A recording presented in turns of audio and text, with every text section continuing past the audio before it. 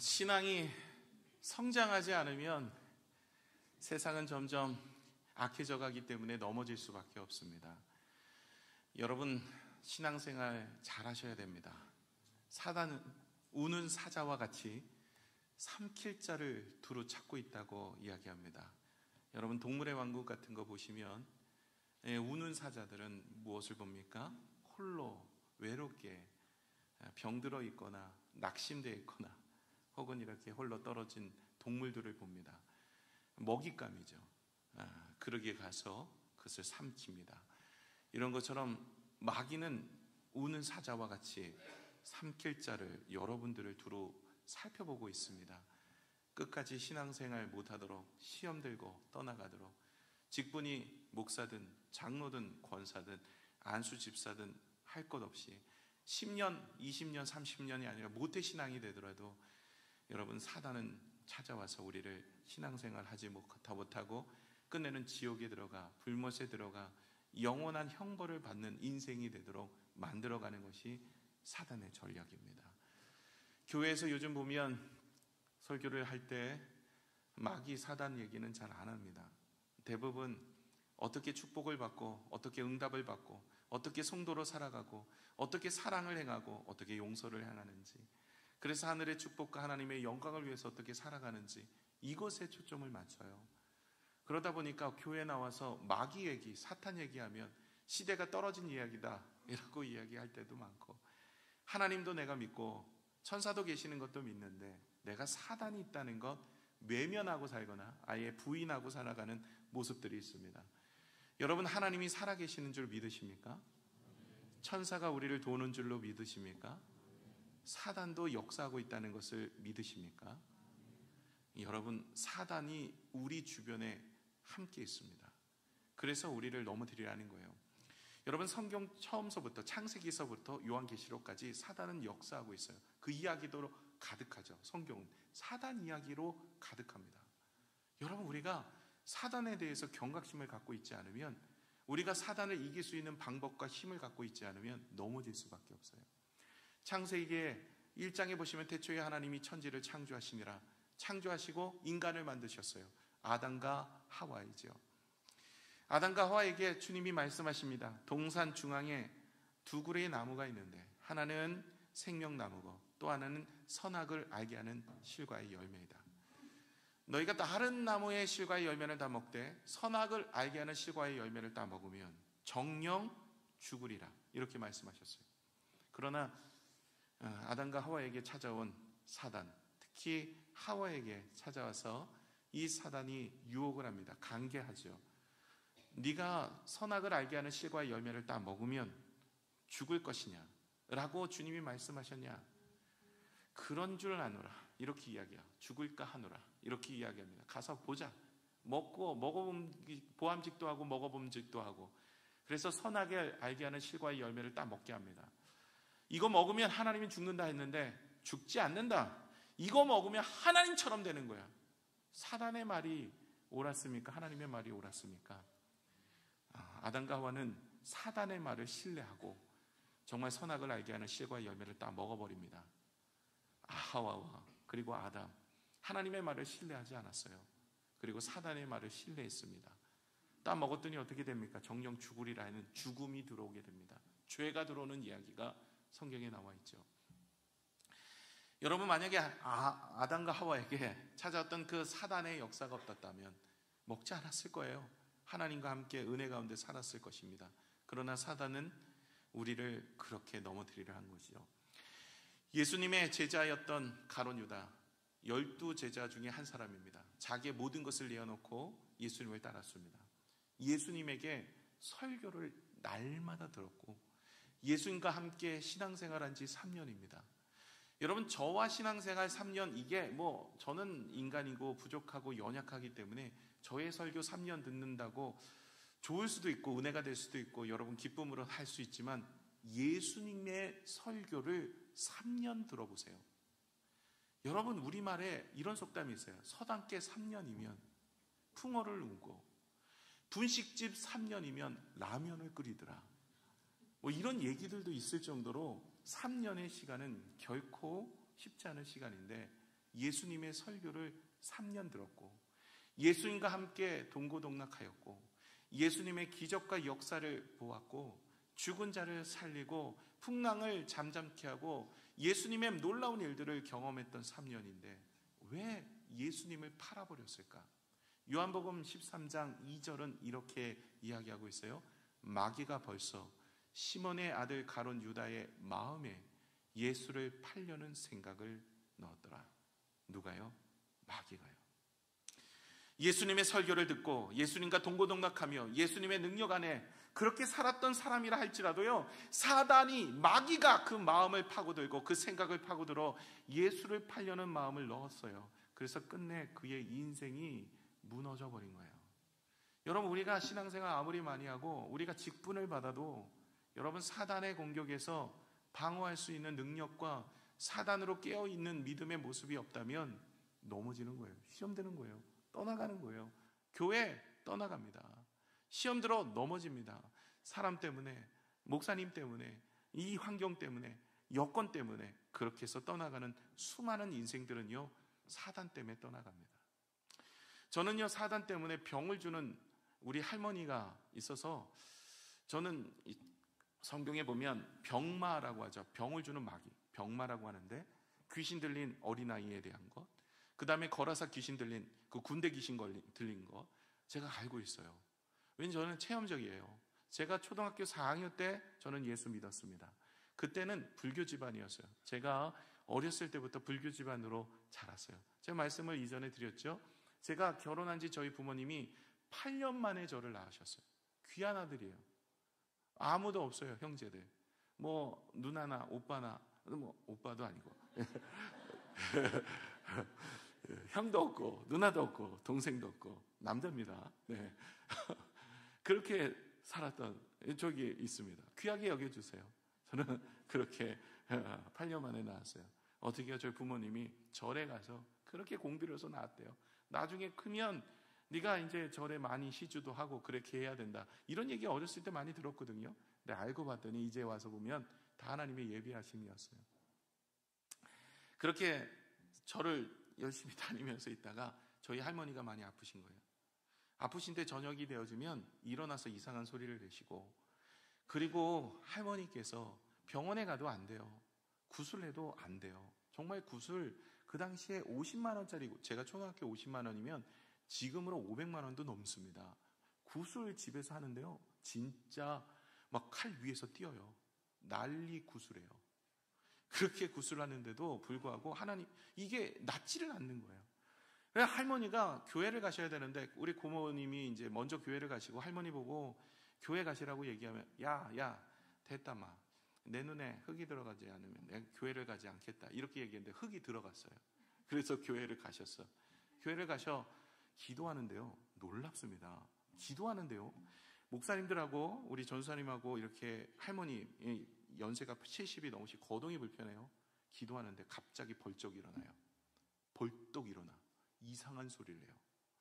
제가 강단에서 거짓 얘기를 하지 않습니다. 이상한 소리를 냅니다. 그러면서 언제 들어왔냐고 물으니까 언제 들어왔대요.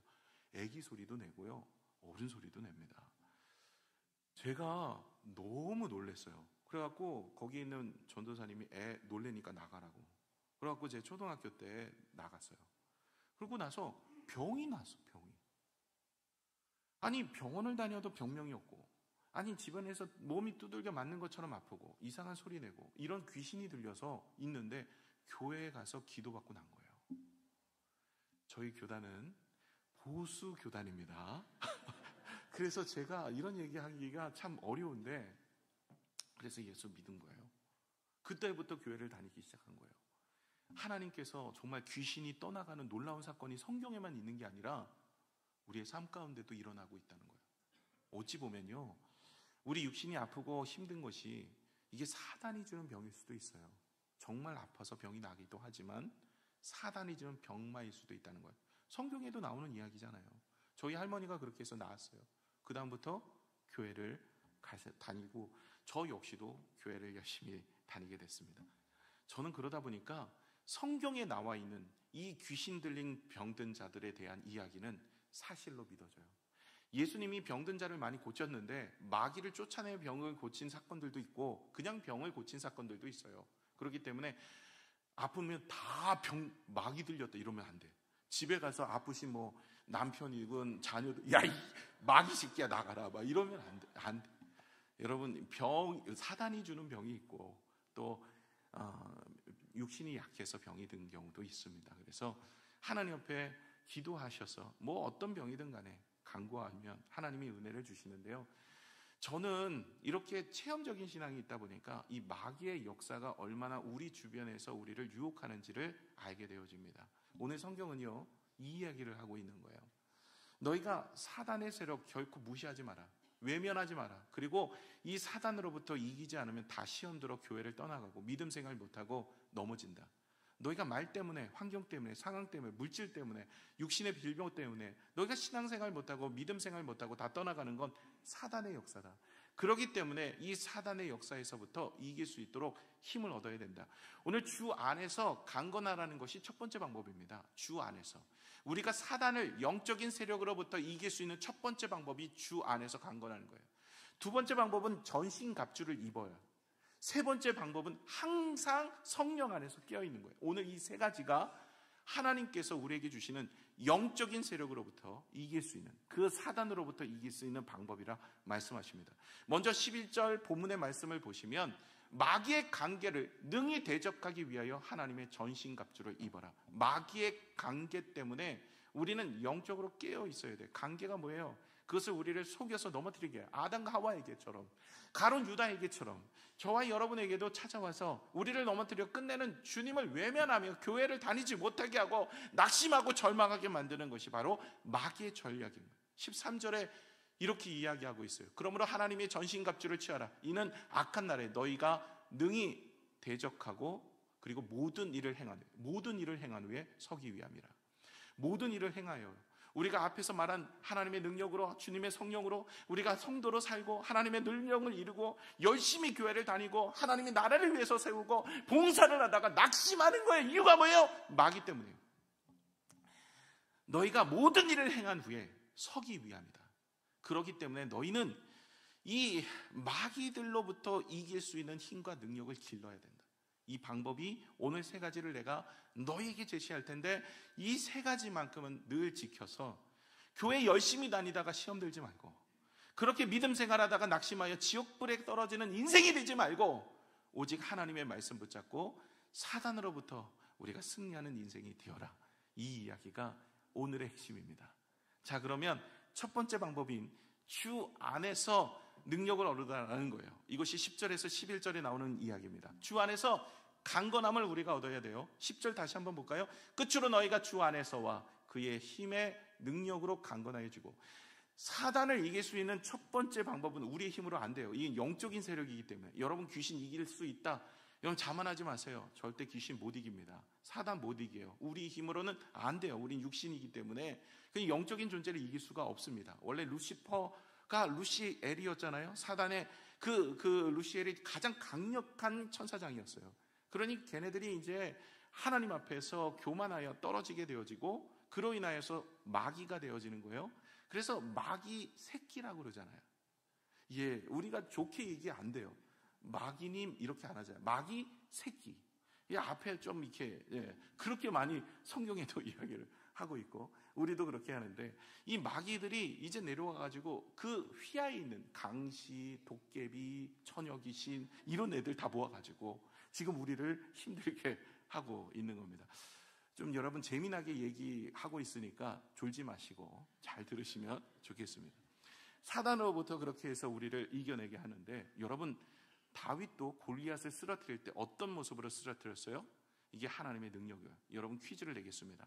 사단이 골리앗을 쓰러뜨리는 비결 1번 물맷돌을 잘 돌려서, 2번 싸움에 능하기 때문에, 3번 우연히, 4번 하나님께서 도우셔서, 4번 또 1번 이렇게 하는 분은 없으실 거라 믿습니다. 물맷돌 잘 돌려서. 아니에요. 여러분 다윗이 골리앗을 쓰러뜨린 이유는 바로 하나님께서 그와 함께 하셨기 때문에 그래요. 여러분 마귀를 이길 수 있는 능력은 내게 없어요. 하나님께서 주께서 내게 능력 주시는 자 안에서 내가 모든 것을 할 수 있느니라. 여러분, 주 안에서라는 단어를 여러분 기억하세요. 주님 안에서만이 우리가 사단으로부터 이길 힘을 얻을 수 있는 줄로 믿습니다. 여러분, 주님께서 우리에게 힘과 능력을 주셔야만 우리가 이길 수 있어요. 그래서 바울은 이렇게 이야기해요. 19절을 같이 한번 볼까요? 오늘 본문의 19절에 또 나를 위하여 구할 것은 내게 말씀을 주사 나로 입을 열어 복음의 비밀을 담대히 알리게 하옵소서 할 것이라. 나를 위해서 좀 기도해 달라는 거예요. 내가 세상에 나가서 능력의 말씀을 전할 수 있도록, 하나님 나라를 위해 힘써 싸우도록 내게 기도해 달라는 거예요. 하나님이 나에게 말씀도 주시고 능력도 주시고 힘도 주셔서 내가 모든 환경을 이길 수 있도록, 내 힘으로는 안 되니까 나를 위해 중보하여 기도하여 달라고 이야기합니다. 20절에도 이야기를 하고 있어요. 이 일을 위하여 내가 쇠사슬에 매인 사신이 된 것은 나로 이 일을 당연히 할 말을 담대히 하게 하려 하심이라. 내가 당연히 해야 될 일, 담대히 해야 될 일, 복음을 전하는 그 일을 위해서 여러분 나를 위해서 기도해 주세요. 왜요? 오직 하나님만이 나에게 능력과 힘을 주실 수 있는 줄로 믿습니다. 그렇기 때문에 여러분, 우리가 누구에게 우리가 무엇을 받아야 돼요? 하나님께 공급받는 힘이 없으면 우리는 넘어질 수밖에 없어요. 그래서 여러분 늘 깨어서 주님께 기도해야 돼요. 하나님 은혜를 주세요. 여기 주기도문에도 여러분 기도하는 내용 중에 사단으로부터 시험받지 않도록 기도하지 않습니까? 우리가 늘 하나님이 주시는 능력과 힘으로, 그 능력과 힘으로 공급을 받아서 사단을 이겨야 할 줄로 믿습니다. 그래서 전신갑주를 입고 그리고 성령의 능력과 은혜로 우리는 세상을 이겨야 돼요. 고린도전서 15장 57절의 말씀을 같이 한번 읽어보겠습니다. 시작. 우리 주 예수 그리스도로 말미암아 우리에게 승리를 주시는 하나님께 감사하노니. 그리스도께서 우리에게 승리를 주신다. 그러므로 우리는 감사해야 된다. 에베소서 1장 19절의 말씀도 한번 읽어볼까요? 시작. 그의 힘의 위력으로 역사심을 따라 믿는 우리에게 베푸신 능력의 지극히 크심이 어떠한 것을 너희로 알게 하시기를 구하노라. 아멘. 하나님께서 우리에게 능력을 주셔서, 우리에게 힘을 주셔서 우리는 세상을 이기고 사단으로부터 이기게 되는 줄로 믿습니다. 저와 여러분에게 예수의 이름을 주셨어요. 예수의 이름으로 선포해야 돼. 예수님께서 주시는 능력으로 우리는 사단을 이길 수 있습니다. 예수 믿고 예수 이름으로 선포하고 예수님 안에 거하고 늘 예배하며 늘 기도하며 깨어서 주님 안에 살아가시면 은혜가 되는 줄로 믿습니다. 이것이 주님 안에서 주시는 강건함이 우리가 있을 때 우리가 사단으로부터 이길 수 있다는 거예요. 두 번째가 뭐냐면 전신갑주를 입어야 돼요. 영적 전신갑주. 이게 12절에서 17절까지 나오는데요. 주님 안에서 하나님이 주신 힘으로 우리는 강건해지고요. 영적인 전신갑주를 입어야 돼요. 전장터에 나갈 때요, 여러분 무장을 하고 나가야 됩니다. 그렇죠? 여러분 등산복 입고 나가는 군인 없어요. 그죠? 무장을 하고 그리고 무기를 가지고 나가는 거예요. 그처럼 저와 여러분이 주 안에서만 거하는 것이 아니라 주 안에서 전신갑주를 입으셔야 영적 싸움에서 승리하게 되는 거예요. 12절을 같이 한번 읽어볼까요? 시작. 우리의 씨름은 혈과 육이 상대하는 것이 아니요 통치자들과 권세들과 이 어둠의 세상 주관자들과 하늘에 있는 악의 영들을 상대함이라. 아멘. 우리의 싸움은요 혈과 육이 아니에요. 보이는 것이 아니라 영적인 존재인데, 얘네들은요 이런 조직적 체제를 가지고 있어요. 그러므로 저와 여러분이 이제는 그 영적인 전쟁에서 승리하려면 무장을 해야 돼요. 그런데 오늘 보시면 12절에 우리의 씨름은 이라고 되어 있어요. 씨름. 왜 씨름이라는 단어를 쓰고 있는가? 헬라어로 팔레라는 단어인데 이건 씨름이라는 의미도 있고 전투라는 의미도 있는데, 어떤 씨름과 어떤 전투냐면 한 사람이 반드시 죽어야만 끝나는 씨름이에요. 그냥 한번 우리가 좀 질 수도 있지, 운동 경기 나가서 한번 지면 되지, 다음에 이기면 될 거 아니야, 이런 씨름이 아니에요. 죽고 사는 씨름이에요. 이게 약복강에서 야곱이 천사와 씨름하는 그런 씨름이에요. 하나님 주님이 주시는 은혜 아니면 내가 놓지 않겠습니다. 환도뼈가 부러졌는데도 놓지 않아요. 죽음을 각오하고 씨름하는 거예요. 여러분, 이 영적 전투는요 죽음을 각오하고 나가야 돼요. 그러지 않으면 이길 수가 없어요. 그래서 오늘 14절에 보시면 이런 단어가 있습니다. 본문에 그는 즉 서서 진리로 너희의 허리띠를 띠고, 서서라는 단어가 나와요. 여러분, 전쟁에 나갈 때 앉아서 누워서 대충 이렇게 하는 사람 없어요. 서서. 다시 말해 우리가 경각심을 가지고 우리가 깨어 있어서 전장터에서 영적 전쟁에서 승리할 수 있는 믿음의 모습이 거기서 그 자세에서부터 나오는 거예요. 기도원의 300용사도 깨어서 물을 떠 마시는데도 경기하면서 마시는 그 300용사가 하늘의 놀라운 역사를 이룬 것처럼 우리가 깨어서 서서 경각심을 가지고 늘 그런 모습으로 우리가 전신갑주를 입어야 우리가 이 싸움에서, 이 씨름에서 너는 죽고 내가 살고 이겨내는 거예요. 이 사단으로부터 우리가 이길 힘을 얻을 수 있는 거예요. 그러므로 우리가 무엇을 입어야 됩니까? 전신갑주를 입어야 되는데 사진 한번 보여주실까요? 이게 이제 오늘 6개입니다. 허리띠, 방패, 흉패, 그리고 투구, 칼, 신발. 요게 당시에 그 전투에 나가는 사람들의 모습이에요. 이거 6가지를 우리가 오늘 말씀을 하고 있는 거예요. 그래서 진리의 허리띠, 그리고 방패죠. 믿음의 방패, 그리고 마음이죠. 의의 후신경, 그리고 투구예요. 구원의 투구, 성령의 검, 그리고 복음의 신입니다. 요거를 같이 6개를 좀 나눠보면, 먼저 첫 번째 보실 텐데 다음 사진 보여주실까요? 요거예요. 얘가 보이는데 이 절대로 전쟁에 나가서 이길 만한 얼굴이 아닌데 귀여워요. 여기 보시면 이게 진리 허리띠고요. 평안의 신발을 신었고 칼을 가졌죠. 그리고 호신경. 요 내용을 이제 이야기하는 거예요. 자, 먼저 첫 번째 14절에 진리의 허리띠를 매려요. 여러분, 허리띠가요, 지금 우리가 보고 있는 그 사진은 로마 병정 사진이지만 그 당시의 병사들은요, 이게 원피스이기 때문에 이렇게 딱 하는데 이게 그냥 원피스 같이 그런 옷을 입고는 나가서 싸우기는 참 불편해요. 허리띠를 해야 돼. 그래, 띠를 매야 이게 자유롭게 활동할 수 있어요. 그리고 그 허리띠가 칼을 차는 도구가 되기도 합니다. 그런데 이 허리띠인데 그냥 허리띠가 아니에요. 진리의 허리띠예요. 우리 가운데 힘을 주는데 가장 중요한 가운데에 그 힘을 가지고 있는 거 진리예요. 하나님의 말씀, 그 진리인데 사실 이 진리의 단어는 진실함, 충성됨이라는 의미를 함께 갖고 있어요. 그렇기 때문에 우리의 중심에는 어떤 모습이 있어야 되냐면 하나님의 말씀의 진실함과 그리고 충성됨이 우리 가운데 있어야 돼요. 그래서 하나님의 말씀을 받거나 하나님의 말씀을 따라 살아갈 때 우리는 충성되게 진실함으로 그 말씀을 따라 준행하는 믿음의 모습이 되어야 돼요.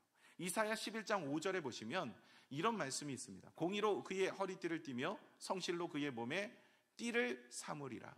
공의로 허리띠를 띠는 거예요. 하나님의 공의의 말씀, 그것을 통해서 우리의 중심에 띠를 띠고 그리고 충성하며 신의를 지키며 살아가는 것, 이것이 중요한 우리의 가장 힘이 됩니다. 그래서 여러분, 하나님께 신의를 지키세요. 그리고 하나님께 충성하세요. 이게 우리에게 있어서 중요한 모습입니다. 그냥 구경꾼자 되면 사단의 이렇게 눈에 들어오게 되어지는 거예요. 사자는요, 우는 사자처럼 다니다가 저기 충성하지 않고 뒤에 홀로서 있는 애들 있잖아요. 혼자 딴짓하는 애들. 이런 애들을 공격합니다. 그래서 여러분, 우리가 그런 사람이 되지 않도록 공동체 안에 들어오시고 함께 교제하고 진리 안에서 열심과 충성을 다하는 믿음의 모습 되어져야 한다는 것이죠. 두 번째는 의의 호신경입니다. 호신경은 목에서부터 밑에까지, 이 허벅지까지 이렇게 방어막이에요. 그래서 이게 목에서 허벅지까지 가려서 칼과 창이나 화살로부터 막게 하는 거죠. 가슴, 심장, 폐, 내장을 중요한 부분을 보호하는 겁니다. 이게 뭐냐면 의의 호신경이에요. 의. 저와 여러분의 마음에는 뭐가 되어 있어요? 의인이라고 쓰여 있어요. 누구 때문에요? 예수 그리스도 때문에요. 여러분 행위가 아닙니다. 믿음으로 의롭게 된 거예요. 그러면 저와 여러분의 마음엔 무엇으로 우리가 무장을 해야 되냐면 우리의 행위가 아니라 우리의 믿음으로 의롭게 됐음을 우리가 마음에 새기셔야 돼요. 사단은 찾아와서 네가 어떻게 하나님 앞에 이렇게 쓰일 수 있느냐. 여러분, 마틴 루터가 종교개혁할 때 사단이 찾아왔어요. 환상 중에. 사단이 찾아와갖고 이만한 책을 딱 놓더니 너가 이런 죄를 졌는데 네가 이런 죄를 져놓고 무슨 하나님 일을 한다고 해? 이렇게 이야기하는 거예요. 낙심이 돼요. 절망이 됩니다. 그럴 때 마틴 루터가 그 사단에게 옆에 있는 인구평을 던집니다. 그러면서 사단아 물러가라. 분명 그 죄는 내가 졌지만 하나님께서 십자가로 나를 의롭게 하신 줄로 믿는다. 의인은 믿음으로 말미암아 되리라. 살리라. 저와 여러분은 모두 다 믿음으로 의롭게 된 줄로 믿습니다. 사단은 우리의 의를 공격합니다. 그리고 우리는 행위로 의롭게 되려고 해요. 그러나 여러분, 우리는 십자가의 능력으로 우리가 의로움을 얻게 되어진 줄로 믿습니다.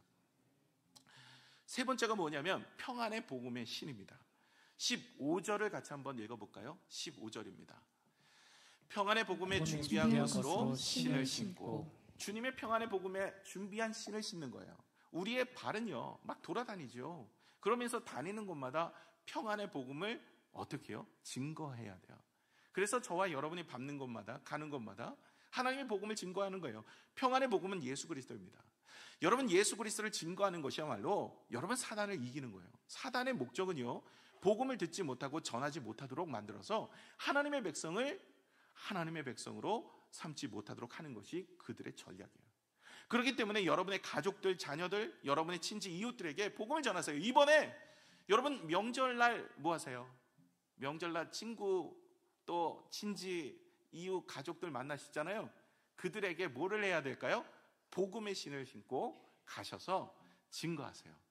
여러분, 예수 그리스도를 전하는 것이야말로 사단을 강력하게 이길 수 있는 모습인 줄로 믿습니다. 그리고 복음이 증거되는 곳에 하나님의 기적이 나타나고 역사가 나타나는 거예요. 우리의 믿음도 복음 증거하면 담대함이 있습니다. 그래서 여러분, 복음을 증거하는 믿음의 삶을 살아가시기를 부탁을 드립니다. 네 번째는 뭐냐면 방패예요. 방패. 이 방패가 16절에 믿음의 방패래요. 믿음의 방패. 16절 볼까요? 모든 것을 위해 믿음의 방패를 가지고. 믿음의 방패예요. 여러분, 믿음의 방패가 우리 가운데 믿음의 확신이 없으면 넘어질 수밖에 없습니다. 이 방패는요, 두레온이라고 부르는 방패인데 길이가 무려 1m 20입니다. 그러니까 수그리면 딱 다 들어가는 거예요. 넓이는 75cm예요. 그러니까 몸 하나가 전체가 다 막을 수 있는 것인데, 이게 두레온 방패, 그 당시에 그 방패를 이야기하는 것인데, 불화살을 막을 수 있다라는 거예요. 그 나무로 만들어서 거기에 이제 특수 재질로 이제 가죽을 입힙니다. 그러면 불화살을 맞아도 불이 붙지 않아요. 그래서 이 방패가 있어야 되는데 믿음의 방패래요. 불화살. 여러분, 우리가 하나님을 신뢰하는 믿음이 없으면요, 여러분, 사단으로부터 우리는 넘어질 수밖에 없습니다. 사단은요, 불화살을 자꾸 쏴요. 비난, 험단, 거짓된 생각, 죄의 갈등, 유혹들, 이런 것들을 쏘는 거예요. 여러분, 에덴 동산에서 아담과 하와에게도 그 불화살 쏜 거예요. 하나님을 믿지 말고 나를 믿으라는 거예요. 선악을 알게 하는 실과의 열매를 딱 먹으면 하나님처럼 되는 거야. 죽지 않아. 하나님은 죽는다 그랬는데 거짓이야. 내 말을 믿어. 내 말을 믿어. 내가 이거 먹으면 하나님처럼 된다는 거 내가 알고 있어. 이거 먹어봐. 그래서 먹은 거 아닙니까? 하나님을 신뢰하지 못하고 믿지 못하고. 여러분, 우리의 인생을 붙들어 주시고 은혜 주시고 힘 주시는 분은 하나님이신 줄로 믿습니다. 여러분, 아무리 힘들고 어렵다 할지라도 하나님만을 신뢰하고 하나님만을 의지하고 의심하거나 절망하거나 낙심하거나 넘어지는 인생이 되지 마시기를 부탁을 드립니다. 다섯 번째는 뭐냐면 구원의 투구입니다. 17절을 한번 볼까요? 구원의 투구와 성령의 검, 곧 하나님의 말씀을 가지라. 구원의 투구. 여러분, 머리를 보호하는 이 구원은 우리의 생각인데요, 여러분, 우리가 구원인 받았다라는 믿음의 확신을 가지셔야 돼요. 여러분, 구원은요, 믿음으로 하나님이 우리에게 주신 선물입니다. 은사이기도 하죠. 이 구원을 받았는데, 여러분, 구원이 무슨 뜻인지 아세요? 구원 10원, 11원 이런 게 아니라, 여러분, 구원은요, 건져냄을 받다라는 뜻이에요. 육신의 건져냄을 받는 것도 구원이고요, 영혼의 건져냄을 받는 것도 구원이에요. 그래서 영혼의 건져냄을 받으면 영생을 얻는 거고, 이 땅에서 구원을 받는 것은 우리가 하나님 앞에 치유를 받든지 회복이 되든지 은혜를 얻든지 이런 것입니다. 요한복음 6장 37절에 보시면 아버지께서 내게 주시는 자는 다 내게로 올 것이요, 내가 오는 자는 내가 결코 내쫓지 아니하리라. 주님의 말씀이에요. 주님께 오는 자는 절대로 내쫓지 않습니다. 주님이 한 번 택하신 백성은 끝까지 붙드시는 줄로 믿습니다. 여러분, 하나님을 신뢰하십시오. 여러분을 하나님은 붙들고 계십니다. 비록 지금의 환경과 상황이 어려울지라도 하나님은 절대 여러분을 포기하지 않으시고 저와 여러분의 인생을 붙드셔서 2025년도는 하나님의 붙드신 인생으로 승리하게 되는 줄로 믿습니다. 여러분, 하나님을 신뢰하고 믿음으로 살아가는 모습이 되셔야 돼요. 여러분, 요셉이 꿈을 꿨어요. 어렸을 때 하나님께서 자신을 통해서 일을 하실 그 꿈을 꿨습니다. 그런데 오히려 꿈과 반대되는 방향으로 가는 거예요. 형제들이 자기를 미워해서 보디발 장군의 종으로 팔아버렸습니다. 그곳에 가서도 있는데 하나님께서 이제나 저제나 그 꿈을 이루실 건가? 그런데 오히려 누명을 쓰고 하나님 말씀대로 살려고 사는데, 정직하게 살려고 하는데, 하나님 앞에 죄를 범하지 않고 살려고 하는데, 보디발 장군의 아내 유혹에 그는 이겨냈지만, 그러나 그 아내가 그에게 이 누명을 씌워서 저자가 나를 강간하려고 했었어 라고 누명을 씌워서 이 요셉은 정치범 수용소에 들어갑니다. 이 정치범 수용소는요, 살아서는 못 나와요. 그 당시에 한 번 들어가면 평생 그곳에서 죽어야만 나올 수 있습니다. 그곳에 들어가는 소망이 없어요. 그런데도 불구하고 이 요셉은 하나님이 나를 구원하실 것이다, 하나님이 나를 건져주실 것이고 하나님께서 그 꿈을 반드시 이루실 것이라는 믿음의 확신이 있었는데, 그 확신으로 주님을 붙잡고 살았더니 끝내 그의 나이 30에 애굽의 총리가 되더라고요. 저와 여러분의 인생 가운데 이런 일 저런 일 만나면서 낙심이 되어지고 절망이 되어지고, 하나님 내 기도 들으시는가? 하나님 내 기도 들으셨다면 내 사업이나 내 인생의 여정 속에 왜 이런 일들, 왜 이런 모습들이 있는가라는 생각을 하실 거예요. 그런데 하나님 앞에 여러분, 하나님은 반드시 나를 구원하신다는 믿음의 생각과 마음의 확신을 가지고 승리하시기를 부탁을 드립니다. 마지막으로 6번째가 뭐냐면, 전신갑주의 6번째는 17절입니다. 말씀의 성령의 검인데요. 같이 읽어볼까요? 시작. 구원의 투구와 성령의 검, 곧 하나님의 말씀을 가지라. 성령의 검의 다른 언어는 하나님의 말씀입니다. 여러분, 말씀이라는 단어는 레마라는 뜻인데요, 이것은 상황과 환경에 합당한 말씀의 뜻을 가지고 있어요. 여러분, 하나님의 말씀에 능력이 있죠. 그런데 그 능력이 상황과 환경에 합당한 말씀이라는 거예요. 여러분, 우리가 절망이 빠지거나 낙심이 빠지거나 때로는 우리의 앞날이 막혀서 어려울 때 성령께서 내 마음에 찾아오셔서 그 상황에 맞는 말씀을 주셔서 나를 위로하실 때가 있어요. 여러분께서 올 한 해 2025년도 새해 말씀 뽑으셨잖아요. 어찌 보면 그 말씀이 여러분의 인생을 살리는 말씀일 수 있다는 거죠. 그 말씀 붙잡고 살아가며 그 말씀을 기도하면서 내 마음에 심고 그 말씀을 따라 살아가면 그 말씀 속에 숨겨진 약속을 부여받게 되고 하나님이 주신 은혜로 승리하게 되는 거죠. 상황과 환경에 합당한 말씀을 우리에게 주시는데 성령의 음성입니다. 여러분, 사단을 이길 수 있는 방법, 여러분, 이 지금 다른 것들은 뭐 투구나 방패나 갑옷이나 뭐 허리띠나 신이나 이런 것들은요, 전쟁에 이게 뭐라 그러죠? 이게 뭐죠? 예. 공격하는 게 아니라 방어죠. 오직 유일하게 뭐 투구도 벗어서 던질 수도 있고 뭐 방패도 그럴 수도 있는데, 싸울 수 있는 도구는 검입니다. 그러니까 말씀만이 물러칠 수가 있는 건데, 여러분, 다른 것들은 다 보호받는 거예요. 그러나 말씀이 없으면 넘어집니다. 여러분, 예수님께서 40일 금식기도 하시고 그리고 나서 시험을 받으셨어요. 첫 번째 시험이 뭡니까? 돌을 떡으로 만들어서 먹으라는 거예요. 그때 주님이 무엇으로 이기셨어요? 말씀으로 이기셨는데, 신명기 8장 3절의 말씀이요, 사람이 떡으로만 살 것이 아니라 하나님의 입에서 나오는 말씀으로 사는 것이다. 이 말씀을 선포함으로 인해서 사단이 떠나가는 거예요. 두 번째, 성전 꼭대기에 데리고 올라가셨어요. 그리고 나서 뛰어내리래요. 천사가 받들 것이래요. 그랬더니 주님이 무엇으로 말씀하고 사단을 이기셨냐면, 신명기 6장 16절에 주 너희 하나님을 시험하지 말라, 주 너희 하나님을 시험하지 말라라고 이야기를 하면서 이겨내게 됩니다. 세 번째는, 이 마귀가 모든 것을 보여주면 나에게 경배하면 내가 너에게 이 모든 것을 주겠다. 이것도 신명기 6장 13절 말씀이에요. 내 하나님 여호와를 경외하며 그를 섬기며 그의 이름으로 맹세할 것이라. 오직 주 너의 하나님만 경배하라 하셨다. 말씀을 선포하니 사단이 떠나가더라는 거예요. 그래서 여러분, 성경을 많이 읽으셔야 돼요. 기본적으로 여러분의 마음속에 성경이 많이 있어야 성령께서 우리의 마음속에 그 말씀을 통해서 우리에게 힘을 주시고 능력을 주시고 사단으로부터 이길 수 있는 힘을 얻게 하시는 줄로 믿습니다. 여러분, 성경은요, 관상용이 아니에요. 여러분, 성경은 보관용이 아닙니다. 호신용도 아니에요. 이걸 가지고 뭐 예를 들어서 뭐 이 차에다가 뒤에다가 이거 성경 이게 올려놓으시는 분들이 계세요. 이러면 마음이 안정이 된대요. 뒤에서 받치지 않는다는 거예요. 여러분, 받치지는 않을지 모르겠으나 급정거면 맞아서 큰일 날 수 있습니다.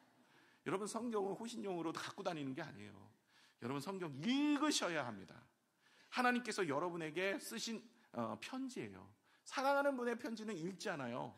그런 것처럼 하나님이 우리를 사랑하셔서 편지를 쓰셨으니 그 편지를 읽으셔야 그 내용을 통해서 하나님께서는 우리에게 그 사단으로부터 이길 수 있는 상황에 따른 말씀 주신다니까. 상황에 따른 말씀, 그때 이길 수 있는 말씀. 여러분, 늘 성경을 가까이 하는 믿음의 모습이 되시기를 부탁을 드려요. 그래서 세 번째가 나오는데요, 세 번째는 성령 안에서 기도하라. 18절에서 20절까지인데, 여러분 군사가요, 좋은 장비를 가지고 있어요. 전신갑주를 입어. 아무리 능력이 있어요, 주 안에서.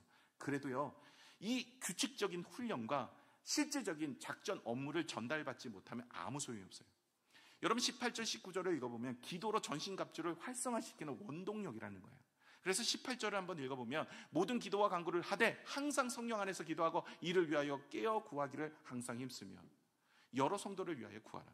뭐예요? 기도는요, 전신갑주와 주님 안에서 주시는 능력을 부여받을 수 있는 원동력을 가져오는 거예요. 그래서 여러분 깨어서 기도하는 거예요. 근데 오늘 19절에서도 보면 뭘 얘기합니까? 또 나를 위해서 구하라. 여러분 모든 성도들을 위해서 구하고 바울을 위해서 기도하라. 이렇게 권면하고 있어요. 여러 성도들에게 이야기하는 것은 무엇입니까? 자기를 위해서도 기도하고, 그리고 깨어서 전신갑주와 성령의 능력을 가지고 사단의 세력들로부터 우리가 공격받을 텐데 우리가 기도함으로 우리가 일어나야 된다. 자기를 위해서도 기도하고 또 누구예요? 다른 사람들을 위해서도 기도해야 된다는 거예요. 어린아이들이 있습니다. 어린아이들 키워보면 이 아이들이 어렸을 때 울며 때를 써요. 배고프다고 때를 쓰고 힘들다고 때를 쓰고 졸립다고 때를 씁니다. 그러면 이 아이들은 부모의 심정을 전혀 몰라요. 그렇죠? 이 아이들은 자기가 원하는 것만 달라고 합니다. 그러나 성장하고 나면 부모의 마음도 알고 다른 사람들의 이웃들의 이야기도 듣게 되어지는 것이죠. 신앙생활도 어린아이 신앙생활이 있어요. 자기만을 위해서 하는, 교회를 위해서나 목회자를 위해서나 하나님 나라를 위해서나 내 이웃을 위하나 목장 식구들을 위해서 기도하지 않아요. 자기만을 위해서 기도해요. 오늘 이제 우리 교회가 14년 됐습니다. 오늘 5시에 중직자분들, 오늘 명예장로, 은퇴장로, 그리고 은퇴권사님, 명예권사님, 안수집사님 다 세웁니다. 여러분 중직자는 중직, 다시 말해 무거운 직분이에요. 여러분 이 무거운 직분은요, 그냥 서리집사 그리고 그냥 성도 이런 직분하고 달라요. 서리집사는 1년마다 갱신이 되는 거예요. 그러나 이 중직은요, 갱신이 아니라 종신이에요. 하나님이 나에게 부여받은데 그것을 가지고 교회를 세우라고, 하나님 나라를 위해서 쓰라고요. 이 중직은요, 자기만 위해서 기도하는 사람이 아닙니다. 자기만 위해서도 기도하는 것들도 안 해요. 그러나 여러분 중직이라고 하면 우리 교회에서 직분을 받든 다른 교회에서도 직분을 받든 여러분의 이름의 직분이 중직에 그 직분이 있다면요, 여러분 하나님이 나에게 말씀하시는 중요한 직분이기에 이건 부르라고. 아니 나 교회 오래 다녔으니까 안수집사야, 나 교회 오래 다녔으니까 장로야, 나 교회 오래 다녔으니까 권사야, 이거 하라고 직분 주는 게 아니에요. 이게 계급이 아니에요. 일을 하라고 주는 게 직분이에요. 자기만을 위해서 기도하라는 거, 자기만을 위해서도 기도 안 해. 여러분 자기를 위해서도 기도 안 하고 자기만을 위해서 기도 안 하면 그럼 여러분 직분에 그거 띄어야 되지 않습니까? 그 딱지 띄어야 돼요. 목사가, 내가 목사로 설교도 안 하고 놀러는 다니고 예배도 드리지 않고 그러면 목사입니까? 여러분 나를 목사라고 부르겠어요? 맨날 목욕탕이나 가서 앉아있고. 그러면 여러분 목사가 아니잖아요. 여러분 그렇잖아요. 목사는 여러분을 위해서 기도하고 목양을 하고 설교를 하고 해야지. 아니 중직인데, 아니 권사고 안수집사고 장로인데, 아니 맨날 집에 앉아가지고 이렇게 신앙생활해도 되는 건지, 자기를 위해서도 기도 안 하고 성도를 위해서도 기도 안 하고 뭐 할 겁니까? 제가 이래서 1부 때 등록이 없었어요. 네, 그래서 참 얼마 전에 꽤 된 얘기입니다. 어느 그분은 안단이었어서 이제 자유롭게 얘기하는데 권사님 한 분이 저한테 찾아왔어요. 목사님, 금요기도에 내가 이전에 다녔던 교회는 개인기도 좀 많이 했습니다. 이 중보기도 나는 지금 너무 힘드니까 중보기도 좀 빼고, 우리 교회 오시면 금요일날 그 중보기도 하거든. 그 빼고 개인기도 좀 많이 여주시면 좋겠습니다. 제가 그랬어요. 권사가 되셔가지고, 아니 자기를 위해서 기도하는 것도 있지만 남을 위해서도 기도해야지. 아니 왜 중보기도를 안 한다고 그렇게 얘기하면 되겠냐고, 속으로. 아직까지 앞에서 못하겠어요. 속으로 그러시냐고, 그렇게 얘기를 했어요. 살펴보겠다고. 저도 약해요. 강단에서만 이렇지 약합니다. 여러분 우리가 오늘 성경이 이야기하잖아요. 나를 위해서도 기도하고 성도들을 위해서, 목회자를 위해서도 기도하고 성도들을 위해서도 기도하는, 이게 중직자들이 해야 될 일이에요. 오늘 중직을 받는 분들이 계시기 때문에 제가 이런 얘기를 드립니다. 여러분 명칭 중에 권사요, 안수집사요, 장로요, 목사요 이런 명칭이 들어갔다면 여러분 깨어서 기도하십시오. 그리고 교회를 위해서도 목회자를 위해서 그리고 기도하는 자리에 나오세요. 여러분 그것이 하나님 앞에 기쁨이 되고 은혜가 됩니다. 서약하지 않았습니까? 내가 모든 공예배, 수요예배, 금요예배, 주일예배, 주일 오후예배 참여하겠습니다. 내가 모든 기도의 자리 참여하겠습니다. 아멘. 하나님 앞에서 서약한 직분입니다. 집에서 힘들다고 어렵다고 누워서 이번 주 금요일날 제가 영상으로 예배하시는 분들 누워서 하지 마시고 양복 입으시고 혹은 교회 오시는 것처럼 치장하시고 예배를 드리십시오. 이렇게 설계된 오늘 집사님 한 분이 그러시더라고요. 누워있다가 얼굴이 화끈거렸다고. 침대에서 누워서 예배 드리는. 여러분 예배는 하나님이 받으셔야 예배예요. 그렇죠? 예배를 왜 드립니까? 내가 마음 편하자고요? 내 스스로가 내가 예배 한번 들었다고요? 말씀 많이 안다고요? 뭐가 중요합니까? 예배는요 하나님 앞에 월십, 내 마음을 드리는 거예요. 가치를 드리는 거예요. 하나님이 받으셔야 예배지. 아니 성경 아무리 많이 알아도 내가 하나님이 받아서 하나님이 나에게 복을 주셔야지. 아니 하나님이 받으실 만한 예배를 안 드리는 가인의 예배를 드리고 있으면 아벨의 예배가 되겠습니까? 여러분 오늘 직분을 받으신 분들에게 제가 이게 설교가 없어서 오늘 이 자리를 빗들여서 얘기를 드립니다. 그래서 여러분 제발 부탁은 이번에 직분 받으시는 분들 제발 부탁드립니다. 제발 부탁드리는 거 공예배 나오시고 기도의 자리 나오시고 봉사의 자리 나오시고 하나님이 주신 직분에 충성하시는 믿음의 모습이 되셔서 오늘 부탁하시는 사단의 권세로부터 우리 교회가 잘 보호받고 우리 성도들이 은혜를 입을 수 있도록 힘쓰라고 주신 직분이니 그 직분에 충성하는 여러분이 되시기를 축원합니다. 기도하겠습니다.